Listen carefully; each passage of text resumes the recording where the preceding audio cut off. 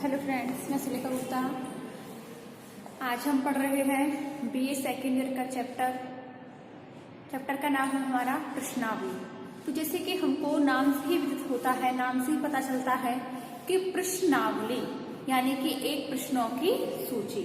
तो फ्रेंड्स, प्रश्नावली जो हमारी विधि है, ये विधि गणनात्मक प्रविधि के अंतर्गत आती है। गणनात्मक प्रविधि के अंतर्गत जो प्रश्नावली है, इसमें जो सूचनादाता हो, जो अध्ययन करता होता है, वे एक प्रश्नों की सूची बनाता है। प्रश्नों की सूची को बनाकर के अध्ययन के क्षेत्र तक सूचनादाताओं के पास डाक के द्वारा पहुंचाई जाती है प्रश्नावली। और यह प्रविधि कब काम में ली जाती है?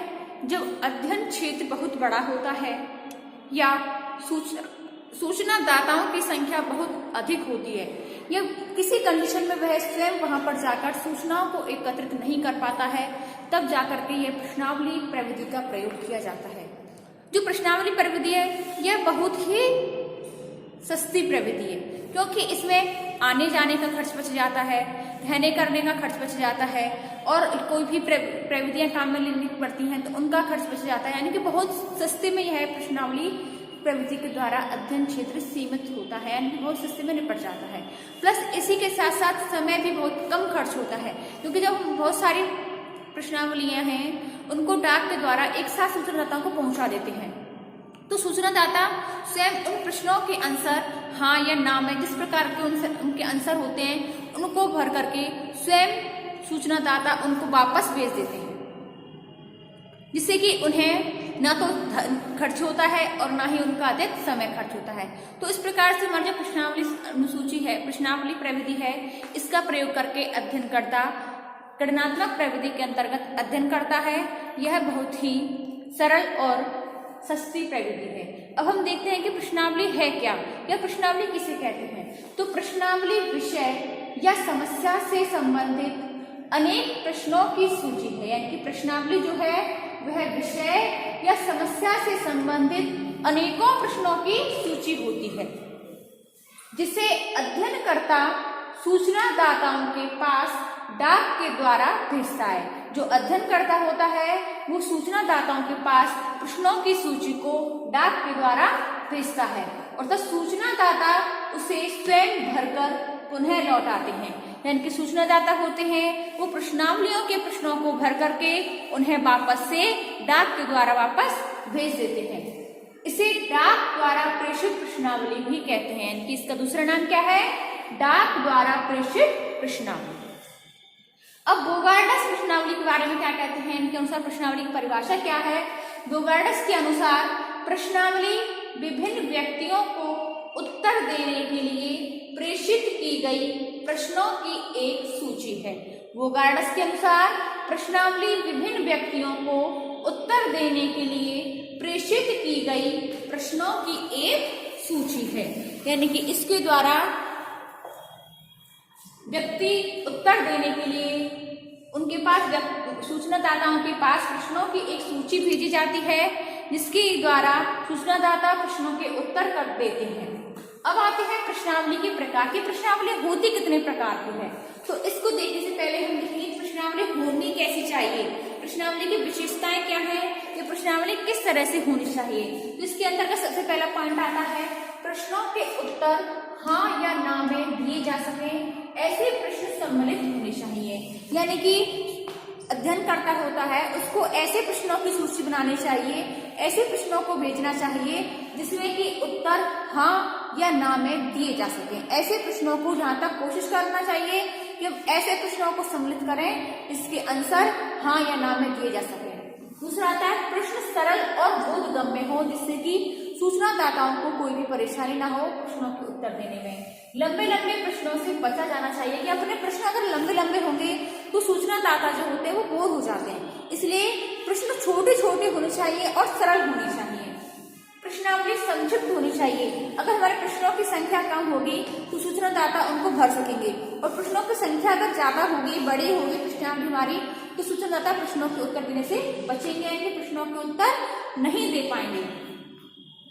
अगला आता है प्रश्नों की भाषा सरल व स्पष्ट होनी चाहिए। अगर स्पष्ट नहीं होगी भाषा सरल नहीं होंगी, घुमा फिरा करके भाषा होगी, तो सूचनादाता प्रश्नों के उत्तर नहीं दे पाएंगे। प्रश्न उत्तरदाता की भावनाओं को ठेस पहुंचाने वाले नहीं होने चाहिए। कोशिश करना चाहिए अध्ययनकर्ता को कि हम कोई भी ऐसे प्रश्न नहीं सम्मिलित करें जो कि उसके भविष्य के अतीत से जुड़ा हुआ हो या किसी धर्म से संबंधित हो जो कि उसकी भावनाओं को ठेस पहुंचाए। अगला आता है प्रश्न सरल व सीधे हों जिन्हें उत्तरदाता आसानी से समझ सके। तो उत्तर जो अध्ययनकर्ता होता है उसे ऐसे प्रश्नों का चयन करना चाहिए जिसमें कि उत्तरदाता जो होते हैं वो बिना किसी परेशानी के उत्तरों को दे सकें। तो हमें इस प्रकार के ऐसे इन पॉइंट्स का ध्यान रखते हुए प्रश्नों को अपनी अनुसूची में तैयार करना चाहिए और इस प्रकार के प्रश्नों को तैयार करके ही हमें अपनी प्रश्नावली तैयार करनी चाहिए। अब आते हैं प्रश्नावली के प्रकार। की प्रश्नावली कितने प्रकार की होती है?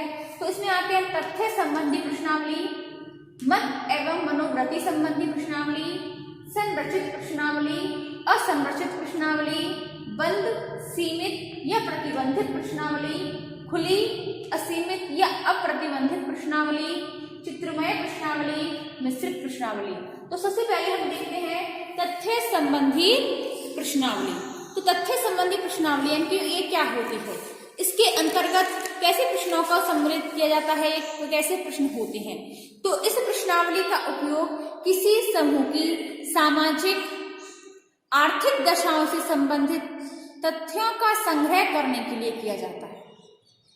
जब हम किसी व्यक्ति की आयु, आय, धर्म, जाति, शिक्षा, विचार, विवाह, व्यवसाय, पारिवारिक रचना, ऋणग्रस्तता आदि के बारे में सूचनाओं को एकत्रित करना चाहते हैं तो हमें तथ्य संबंधी प्रश्नावली का उपयोग किया जाता है।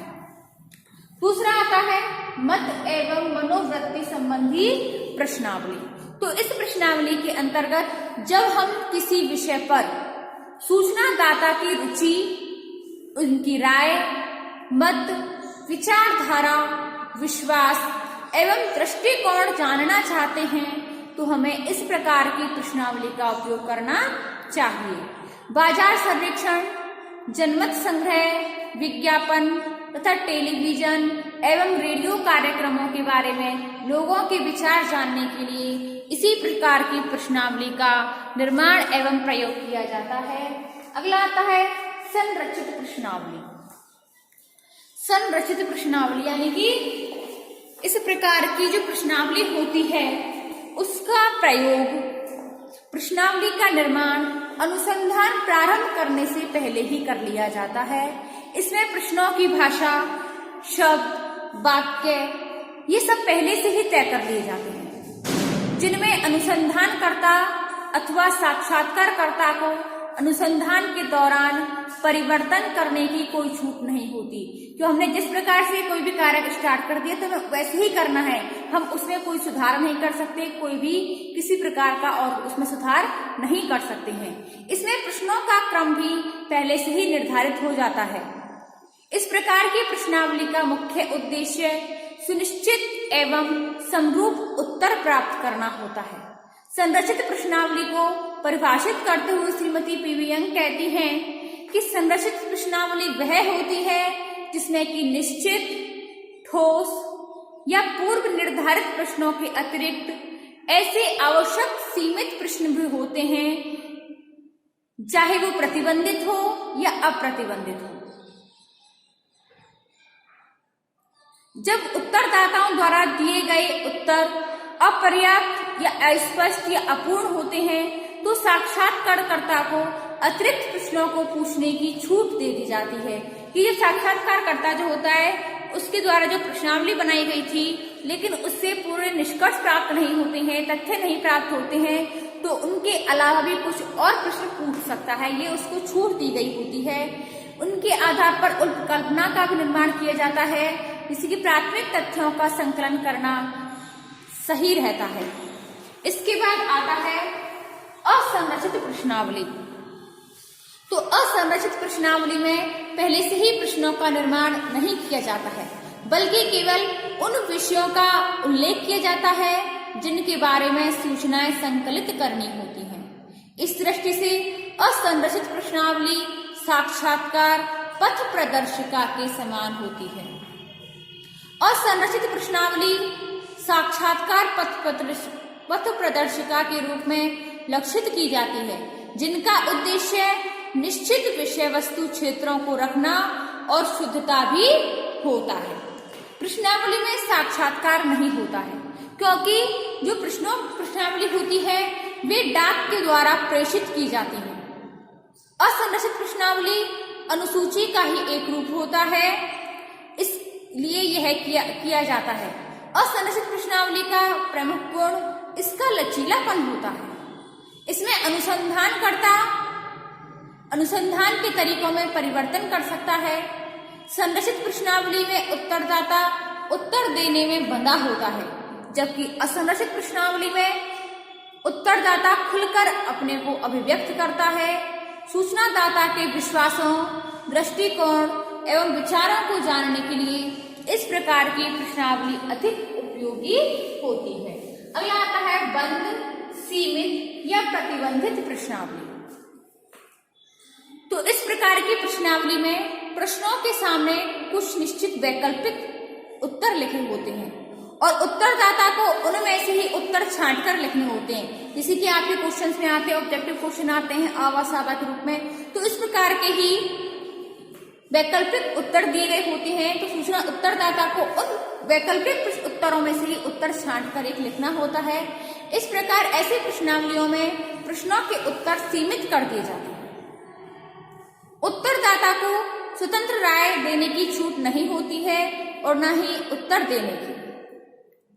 उन्हें अधिक सोचना पड़ता है, बल्कि उन्हें पूर्व निर्धारित उत्तरों में से ही किसी एक को चुनकर उसके आगे निशान लगाना होता है। इस प्रकार की प्रश्नावली का प्रयोग श्रेणीबद्ध सूचनाएं प्राप्त करने के लिए किया जाता है। इस प्रकार की प्रश्नावली में उत्तर देने में सूचनादाता को सुविधा रहती है।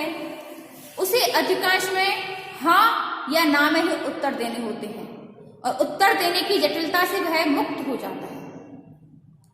जैसे कि इस प्रकार के उत्तर हो सकते हैं, क्या आप अनुचित जाति के छात्र हैं? हाँ या ना में जवाब देना है। क्या आप विधवा पुनर्विवाह के पक्ष में हैं? हाँ या ना में जवाब दे देता है। आपके अपने अध्यापकों में किस प्रकार के संबंध होते हैं?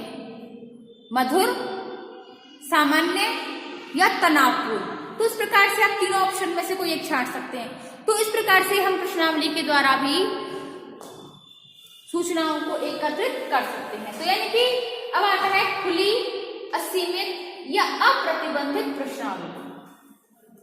तो इस प्रकार की प्रश्नावली में सूचनादाता को अपने विचारों को खुलकर प्रकट करने की स्वतंत्रता होती है। प्रश्नावली में प्रश्नों के संभावित उत्तर नहीं दिए गए होते हैं, बल्कि सूचनादाता से यह अपेक्षा की जाती है कि वह अपनी इच्छा के अनुसार उसमें आंसर दे सके। इन प्रश्नावलियों में प्रश्नों में काफी लचीलापन होता है, जिनका उत्तर सूचनादाता अपने शब्दों में दे सकता है। अप्रतिबंधित प्रश्नावलियों का प्रयोग व्यक्तिगत विचारों, भावनाओं, सुझावों ये सब प्राप्त करने के लिए करता है। अब आता है हमारा चित्रमय प्रश्नावली। तो कुछ प्रश्नावली के कुछ ऐसे होते हैं, इस प्रकार के प्रश्नावली में प्रश्नों के संभावित उत्तर चित्र द्वारा प्रकट कर दिए जाते हैं और सूचनादाता अपने उत्तर का चयन उन चित्रों में से ही करके उस पर निशान लगा देता है। चित्रों के कारण प्रश्नावली रोचक और आकर्षक भी बन जाती है, जिसके कारण सूचनादाता उत्तर देने के लिए प्रेरित हो जाता है। आधुनिक युग में हर व्यक्ति अपने कार्य में व्यस्त है, उसके पास इतना समय नहीं होता है कि वह लंबे लंबे प्रश्नों के उत्तर दे सके। ऐसी स्थिति में सूचनादाताओं से कम समय और प्रयत्न से सरलता पूर्वक प्राप्त करने के लिए चित्रमय प्रश्नावलियों का प्रयोग किया जाता है। ऐसी प्रश्नावलियों की भाषा भी सामान्य आदमी की समझ में आ जाती है। बालकों की मनोवृत्तियों को जानने एवं गूंगे तथा निरक्षर लोगों के लिए ऐसी प्रश्नावलियों अधिक सिद्ध हुई हैं। जैसे कि क्वेश्चन करते हैं कि आपका परिवार में कितने सदस्य हैं, दो चित्र होंगे तो वो दो पेरेंट्स के और दो चिल्ड्रन के, तो पता चल जाएगा एकल हैं, चार हैं। पता चले कि चार है तो चार का चित्र होगा, 8 है तो 8 का होगा। तो इस प्रकार से हम उस पर चिन्ह लगा सकते हैं कि कितने मेंबर हैं। अगली आती है मिश्रित प्रश्नावली। तो इस प्रकार की प्रश्नावली, इसमें खुली व बंद प्रश्नावली का मिश्रण होता है। प्रश्नावलियां इसी प्रकार की होती हैं। सामाजिक अनुसंधान में आजकल इसी प्रकार की प्रश्नावलियों का उपयोग बढ़ता जा रहा है, क्योंकि इनका निर्माण सुविधाजनक होता है तथा इनके द्वारा महत्वपूर्ण सूचनाएं सुगमता से संकलित कर ली जाती हैं। किसी भी सामाजिक तथ्य के बारे में किसी एक ही प्रकार के प्रश्नों द्वारा सूचनाएं ज्ञात करना संभव नहीं है। आवश्यकतानुसार खुले एवं बंद चित्र में या संरचित एवं असंरचित प्रश्नों का निर्माण किया जाता है।